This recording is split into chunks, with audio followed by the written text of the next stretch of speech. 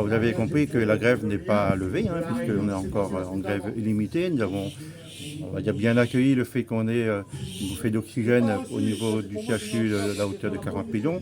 On a une réunion bientôt, c'est le 20 mars, avec la direction générale qui va nous annoncer, on espère, le déficit de 2023, parce que c'est ça qui va conditionner la suite.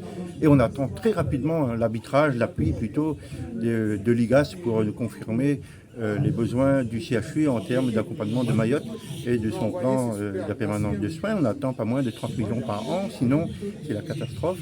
Les travaux s'arrêtent, là, il faut le dire, et on craint encore une fois la baisse de la qualité des soins si jamais on n'est pas accompagné comme il se doit par l'État qui avait reconnu la situation particulière du CHU étant insulaire et qui malheureusement n'assume pas son rôle, puisqu'il s'agit quand même de prendre en charge la population de la Réunion avec des moyens qui doivent être alloués à la hauteur des besoins. Pour l'instant, on n'y est pas. On verra après la réunion avec le directeur le 20 mars ce que ça va donner, mais l'intersyndicale, dont la CFDT, on reste très mobilisé là-dessus, puisqu'on commence à recenser les témoignages de nos adhérents dans les services et des agents tout court qui nous témoignent effectivement de manque de moyens, de manque de personnel déjà, de manque de remplacement, mais aussi de quelques matériels et produits qui, du fait de ne pas être en nombre suffisant, parce que quand même il y a certains fournisseurs qui n'étaient pas payés par le statut, il faut quand même rappeler ça, et qui commencent à se poser des questions, mais depuis bien longtemps.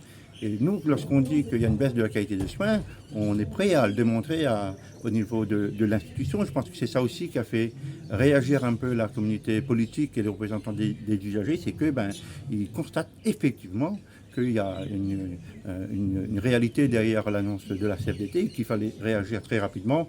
Mais 40 millions d'un seul coup, juste pour boucher le trou du déficit de 2023, ne va pas être suffisant. Il faut donner de l'oxygène en permanence.